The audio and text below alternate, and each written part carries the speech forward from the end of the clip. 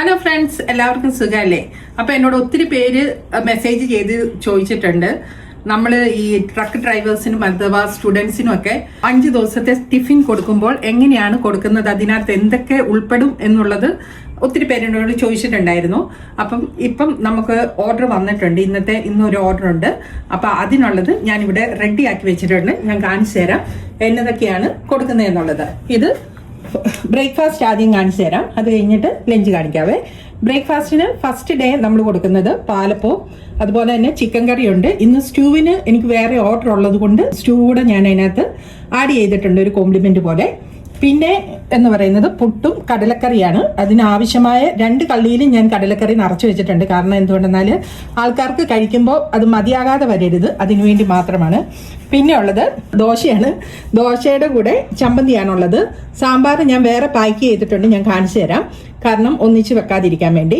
ഇത് 4 ദോശയുണ്ട്, അതുപോലെ തന്നെ ചമ്മന്തിയുണ്ട്. പിന്നെ ഉള്ളത് ഉപ്പുമാവും കടലക്കറിയാണ് അതിൻ്റെ കൂടെ കൊടുത്തിരിക്കുന്നത്. പിന്നെ 5-ാമത്തെ ദിവസം എന്ന് പറയുന്നത് ഇഡലിയും ചമ്മന്തിയും ഉണ്ട്. അതുപോലെ തന്നെ സാമ്പാർ ഞാൻ കാണിച്ചു തരാം.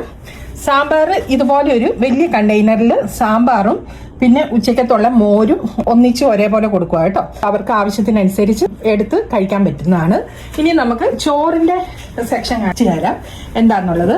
ഇത് ഫസ്റ്റ് ഡേ ചോറാണ്. ഇതിനകത്ത് നല്ല ഫിഷ് കറിയുണ്ട്, അതുപോലെ തന്നെ കാബേജ് തോരനും പിന്നെ ഉള്ളത് ബീട്രൂട്ട് പച്ചടിയാണ്.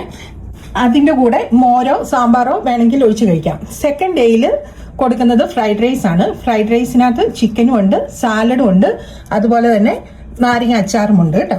പിന്നെ ഇത് തേർഡ് ഡേയിൽ മീൻ വറുത്തതുണ്ട്, ബീട്രൂട്ട് തോരനുണ്ട്, അതുപോലെ തന്നെ പൈനാപ്പിൾ പച്ചടിയുണ്ട്, പിന്നെ ചാറുകറി എല്ലാം ഒന്നിച്ചാണ് കൊടുക്കുന്നത്. പിന്നെ ഫോർത്ത് ഡേയിൽ വരുന്നത് ചിക്കൻ ഫ്രൈയും ഉണ്ട്, അതുപോലെ തന്നെ നമ്മുടെ ബീൻസ് മെഴുക്കുപുരട്ടിയാണ്. പിന്നെ ഇത് മിക്സഡ് വെജിറ്റബിൾ അച്ചാറാണ്. പിന്നെ വരുന്നത് ഇത് lemon rice. 5th day rice അഴുക്കാകാതിരിക്കാൻ വേണ്ടിയാണ് ലെമൺ റൈസ് ആയിട്ട് ആക്കിയേക്കുന്നത്. അതിന്റെ കൂടെ കൊടുക്കുന്നത് ബീഫ് ഫ്രൈയും പിന്നെ സാലഡുമാണ്, കൂടെ അച്ചാറും ഉണ്ട് കേട്ടോ, നാരങ്ങ അച്ചാർ. പിന്നെ ഇന്ന് നമുക്ക് വേറെ ഓർഡർ ഉണ്ടായിരുന്നതാണ്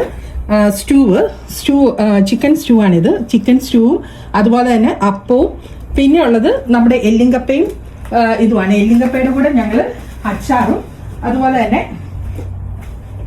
എല്ലിങ്കപ്പയുടെ കൂടെ കൊടുക്കുന്നതാണ് ഈ അച്ചാറും അതുപോലെ തന്നെ സവോളയും.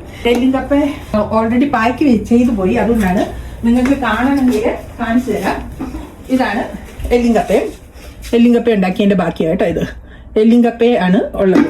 പിന്നെ അപ്പം ഓൾറെഡി പാക്ക് ചെയ്ത് വെച്ചു. നമുക്ക് 15 അപ്പം ഉണ്ടായിരുന്നു. 15 അപ്പത്തിനുള്ള സ്റ്റൂ ആണിത്.